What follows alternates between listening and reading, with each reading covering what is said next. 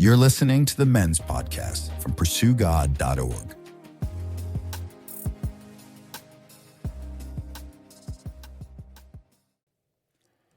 Hey men, we're in the last episode of our Fathers and Daughters series. It's Pastor John with you again today.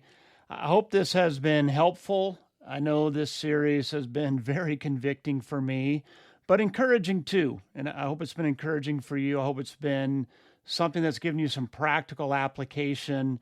I know I actually have some very specific action steps for myself coming out of today's episode with my own daughter. And I'd really encourage you to think about action steps for yourself that you'd like to take with your daughter as we wrap up this series today. I want to do just a quick recap in case you missed the first two episodes in this series. I certainly would encourage you to go back and listen to them when you have some time, but if you don't have a chance to do that right now, let me at least just kind of catch you up. In the first episode, we talked about the importance of loving our wives well. Even though this is a series about fathers and daughters, we talked about how important it is that we love our wives well so that our daughters can see what that is supposed to look like in a relationship with their future husband. And we talked about how many, many studies show that the best thing you can do for your children, both your sons and your daughters, is to make sure things are good between mom and dad. We also talked about being intentional about speaking their love language. Just like you want to learn your spouse's love language, your children likely will not all have the same primary love language. I know that's the case in my family. We have 4 kids and 2 different love languages between those 4 children. And then lastly, we talked about staying in our lane in that episode. The reality is there are some conversations that are better left between your daughter and your wife, or if you're in a single parent situation, your daughter and another Christian woman, someone you trust, than for you to try to speak into every single situation. So that was episode 1. Episode 2, we really focused in on speaking truth against the lies of the enemy. And we looked at some lies from the enemy in areas like beauty, what makes a young woman beautiful. We talked about differences between the genders and how culture is trying to blur those differences and even erase them. And we talked about purity. Now, today is going to be a little bit of a mixed bag. I don't think this is going to be quite as structured as maybe the typical episode.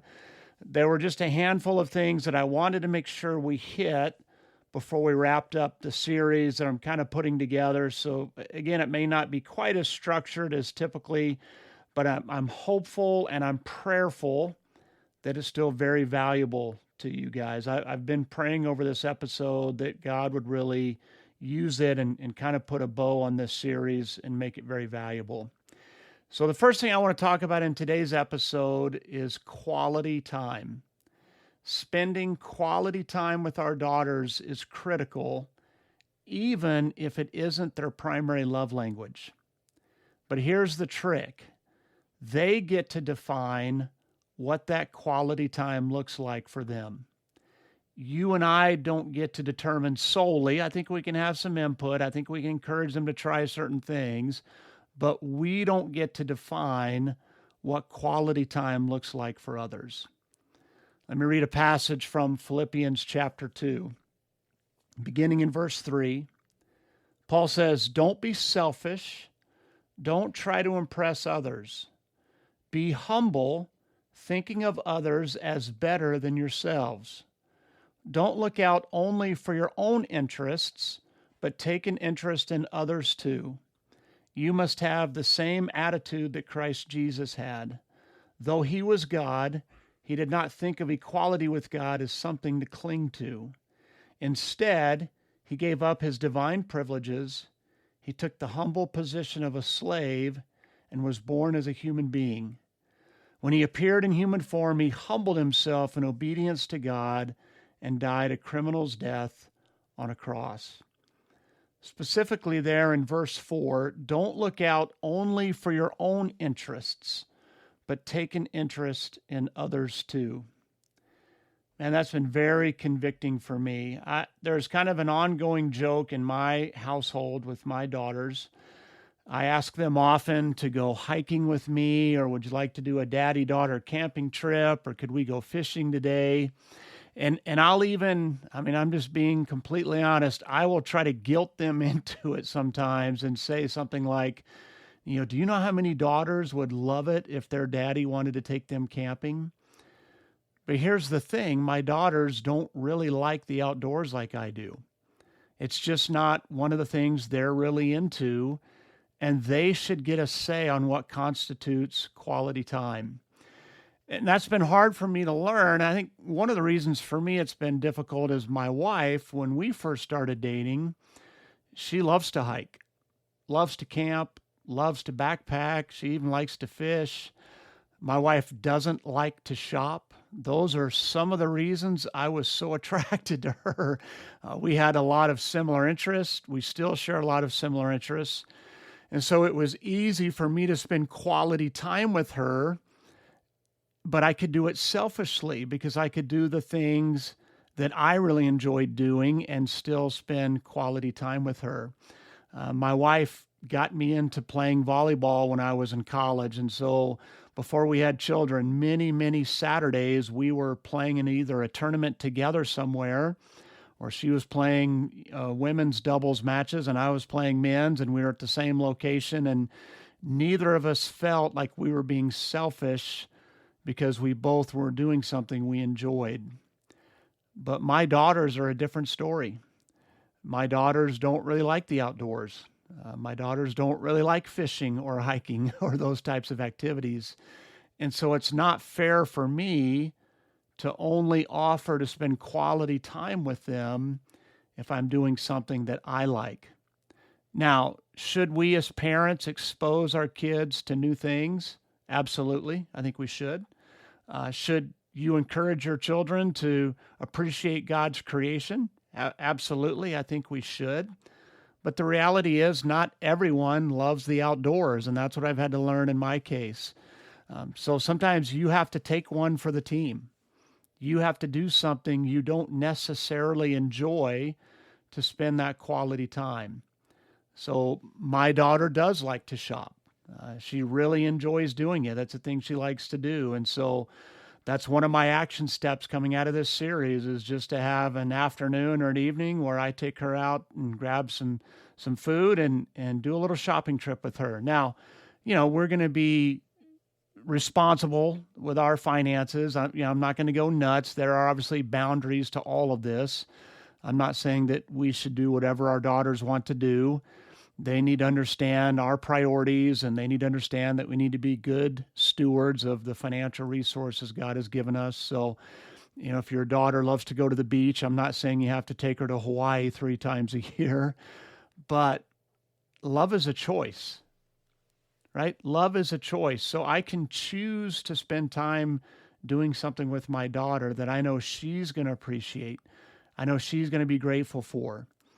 And I hate to use the word fake it till you make it. I don't have to be giddy about what we're doing, but I can still have a smile on my face. I can still enjoy being with her and having that quality time with her, even if the activity itself is maybe not the most exciting thing for me or the top thing on my list. I don't think Jesus was giddy about going to the cross. I don't think there was anything about the act itself of going to the cross that excited Jesus. However, we know Scripture says, for the joy set before him, he endured the cross. So being obedient to the Father and redeeming those who would put their faith in him brought Jesus joy. Even though the cross was going to be horrific, even though the cross was going to be brutal, he actually knew that there was joy before him for enduring that. And so I think you and I can have the same attitude. Maybe we certainly don't want to compare ourselves to what Christ had to go through, but you can endure a day at the mall for your daughter. You can endure, maybe you have a daughter who's into video games. Maybe you have a daughter who's into horseback riding and you have nothing to do with horses, whatever it might be. Maybe she likes to roller skate. Maybe she's an artist. Maybe she wants to go to a concert and it's a different genre of music than you would want to go to. As long as it's, not sexually explicit lyrics or something like that, where you have reason to put boundaries. I think sometimes as dads, you and I just have to learn how to endure some of those things so that we can spend the quality time with our daughters that they need. I have a 17-year-old and a 14-year-old. And man, I know everybody tells you this, but if you have younger kids, I'm just warning you, it goes by so fast. You're going to blink and it's going to be gone, and that time's going to be gone, and you can't get it back. You can't redeem it. I know it sounds hokey, but you can't go back. And so for the time that you have left with your daughter, if she's still in the home, make sure you're getting some quality time in with her. The second area I want to talk about is what I'm going to call tenderness and touch. Appropriate levels of tenderness and physical touch by a father have a significant impact on the likelihood that a girl will be sexually active or not. The reality is, you and I, even though our daughters eventually have to make their own decisions, the amount of proper physical affection they get from us, the amount of tenderness they receive from us, and then back to what we just talked about, quality time, has a huge impact on the likelihood of whether or not they will be sexually active. And that's not just Christian studies that bear that out. That is study after study. In fact, in preparing for this podcast, I read 7 different studies that had been done, 6 of them here in the U.S., and the last one was a combination of young ladies in the United States and New Zealand. And every single one of them showed a correlation between absenteeism by the father and an increased amount of sexual activity on behalf of the daughter. Now, sometimes that absenteeism was physically absent. So literally there was just no dad in the home, and that correlation was the strongest. But there was also a correlation in households where dad was present physically, but didn't offer any physical affection or very limited physical affection to his daughter, or who was essentially checked out mentally. It's just the reality of it that our daughters were wired for that. They were wired to feel cherished. They're wired to feel cared for, loved, nurtured. And if they're not getting that from you, Dad, they're going to look for it somewhere else. Now, again, I don't want to make this weird. I'm talking about proper levels of physical affection. Certainly we want to have good boundaries, and those levels of physical affection will change as our daughters age. We talked about that a little bit on one of the previous episodes. But I would just encourage you, especially if your daughter's love language is physical touch. If you have a really young child, a toddler, preschool, are you holding her often? Are you giving her lots of hugs? Does she sit in your lap sometimes? Like, is she getting that proper physical touch? And if she's a little bit older, are you still giving her hugs? Do you give her a kiss on the cheek goodnight when it's time for bed? Do you do high fives? Like, whatever it is you do, whatever it is that your daughter appreciates, are you giving her a proper level of physical affection? And then I think along with that is just the idea of tenderness. We're instructed to live with our wives in an understanding manner as with a weaker vessel. And I recognize that passage is specifically in how we deal with our wives, but I think it is instructive with how we should deal with our daughters. And again, this is an area for me where I've been convicted in this series because there are certain ways that I treat my daughter the same way I treated my sons. I wanted to raise sons, and we're going to do a series coming up on fathers and sons, but I wanted to raise my boys to be young men.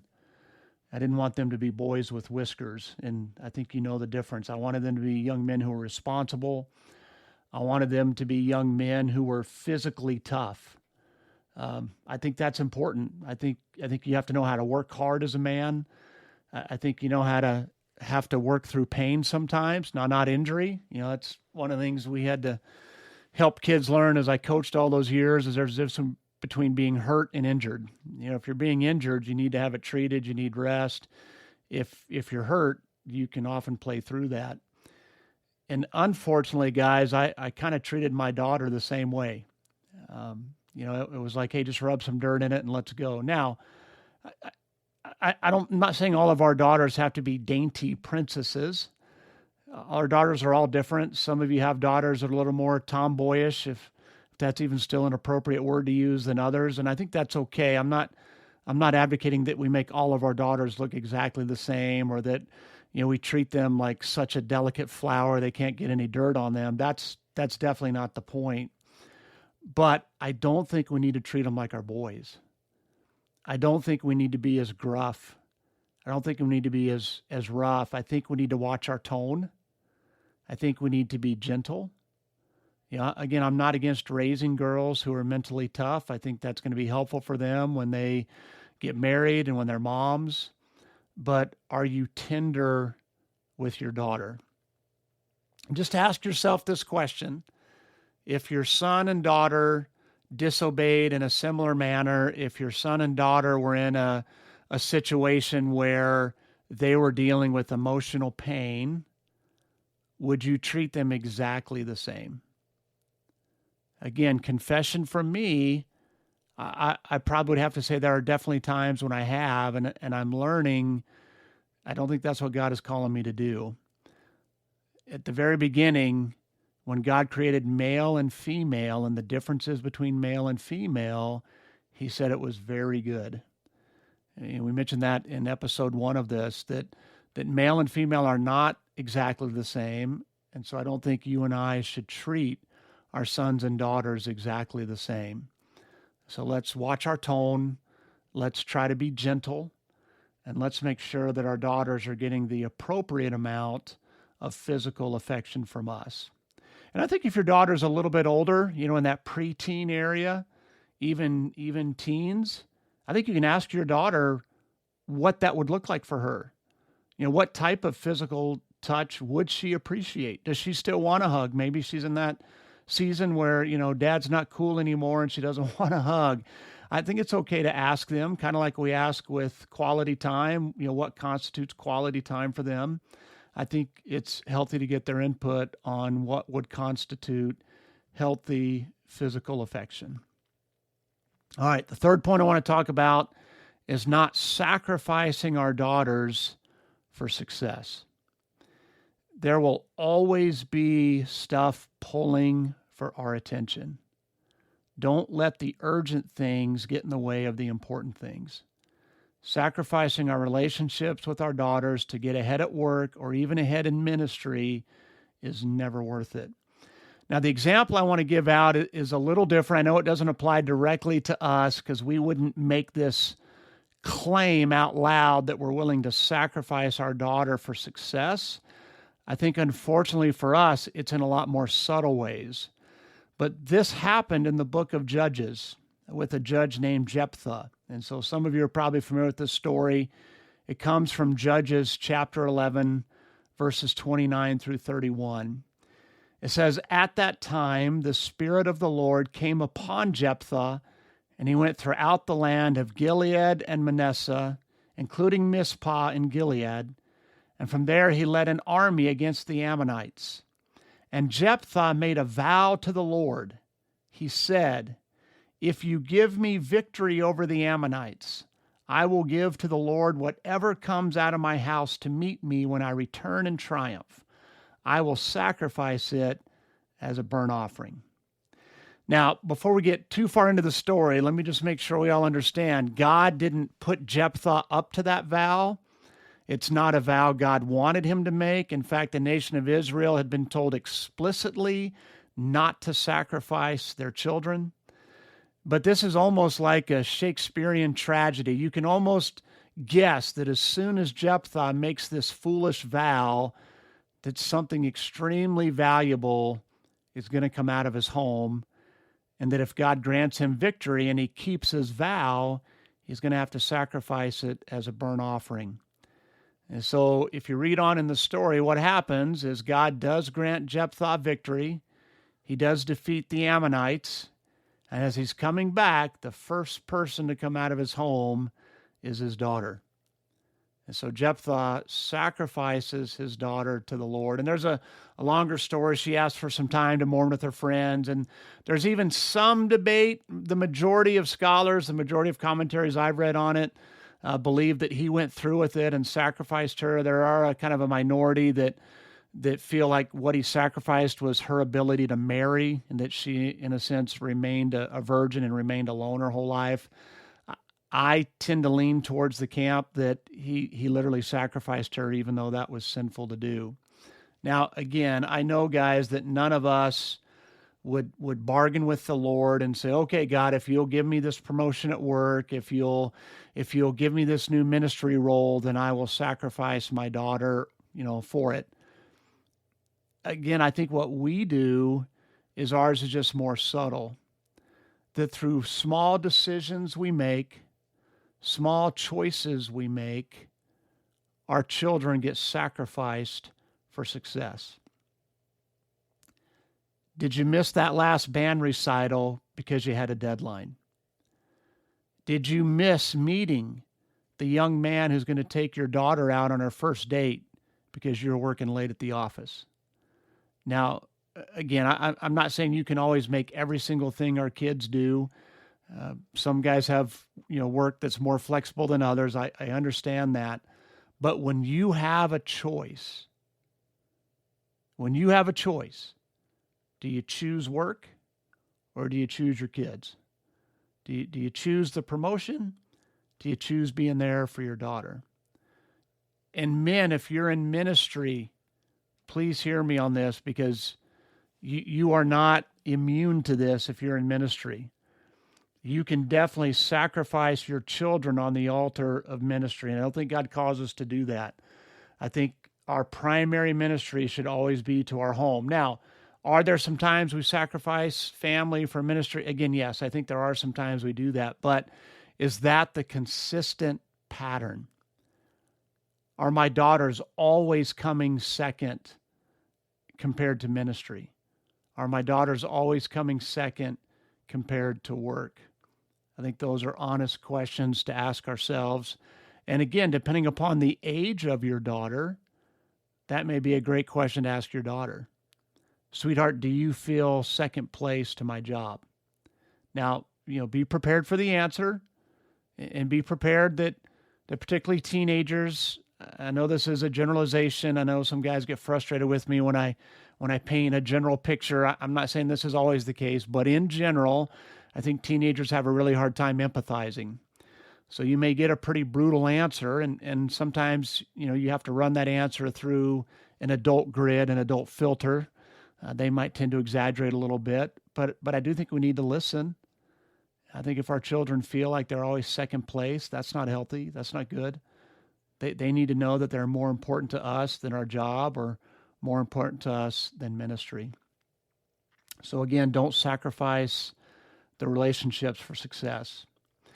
Then the last thing I want to mention, and I said this just real briefly on the last episode, but I didn't get into it, is I think it's helpful for our daughters not to be independent, but I think they need to be capable. Proverbs tells us to pursue wisdom over and over in the book of Proverbs. It talks about how wisdom is more valuable than rubies, how it's more precious than gold. And so I think it's helpful for our daughters to be capable, to be wise in the ways of the world. And what I mean by that is I don't think you need to teach your daughter how to overhaul a transmission, but I think your daughter ought to be able to change a tire. Right? If your daughter is old enough to have her driver's license and she was driving some way and she got a flat, like, praise God if somebody stopped and came along the side of the road and helped her with that. I think that's awesome. Hopefully we're training our boys that if they were to see that situation, they'd pull over and help. But I don't want my daughter hanging out on the highway for hours because she doesn't know how to change a tire. I think she should know how to change a tire. Does your daughter know things like investing in debt and collateral and interest rates? Like, these are real life things that I think our daughters need to be wise on. Not that they need to be experts in everything, and not that if they were to get married, that maybe they would take the lead on that. Maybe in that situation, their husband is the one who does most of the budgeting, obviously with their input. That's something they would do together. Maybe he takes care of the bills. Maybe he's the one who's looking at the home loans. But what if she's single? What if she's single? Are you teaching your daughter how to be capable? Does she know how to cook? Does she know how to sew? And I know we're calling this fathers and daughters. So, Dad, maybe your role isn't in all of those. Maybe in some of those things, your wife is taking the lead on making sure that your daughter's being equipped. But are you leading to make sure that's happening? Are you part of those conversations at least? Are you encouraging your daughter to learn new things and to be capable? Again, I stay away from that term independent. I think that's something that's misleading. I think we have way too many people who think they're independent. We are so dependent upon the Lord. And I want my daughters and my sons both to know just how dependent they are on God, that the very breath they breathe is from Him. The only reason they have life is because of God. And the only reason they can have a relationship with God is because of what He did for them, that they are totally dependent on His grace, on His mercy, and on His sacrifice. I want both my daughters and my sons to know that. So again, just to recap today and for the series in general, guys, make sure you're spending quality time with your daughters and let them define what that looks like. Be tender with them. Give them proper amounts of physical touch. Don't sacrifice your relationship with them for success, and help them be capable. I hope you find this valuable. Again, I hope you've got at least one or two action steps to take with your daughter as we wrap this up. And on the next episode, we'll start digging into fathers and sons.